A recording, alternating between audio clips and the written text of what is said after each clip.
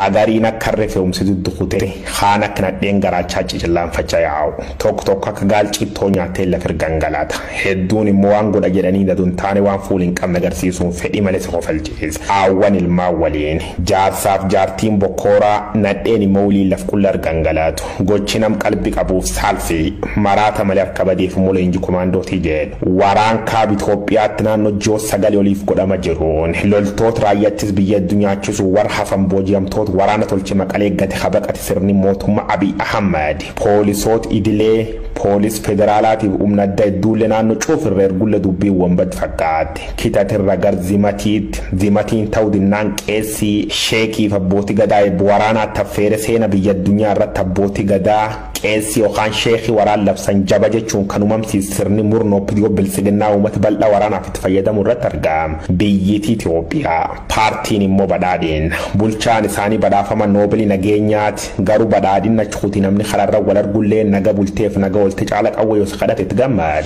ijjeesi barbadees dhabamsiisiif awwaaliin jechoota baay'ee jaalatamuuf mata dure miidiyaa Itoophiyaa eegitaanii waggoota lakkoofsisuu jira agan caala dubbisanti dheeressuun malle waa'ee leenji gaachan sirna dubbachuu jira gaachan sirna wanzi hamilee ofii keessanii fi karaa kana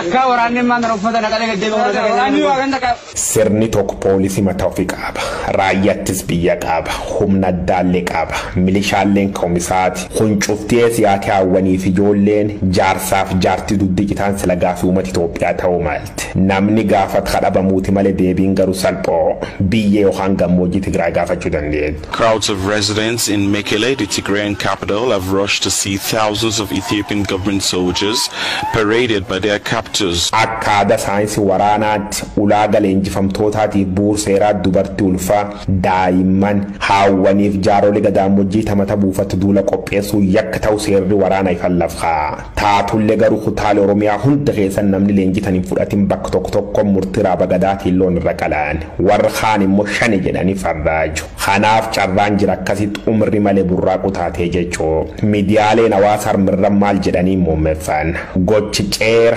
fokkoof safuu mata lagatee aadaa cabsa kanaan duub namoota hedduun hojii mootummaa kana dheekkamuu yoo balaaleffatanii namoota harmaan dur siyaasa barreessu yookaan dubbachuun jaalan dabalate namoota hedduun karaa makmaksaatiin qoosuu jiru gariin karaa akkatiniitu ulfooftu fuudhaa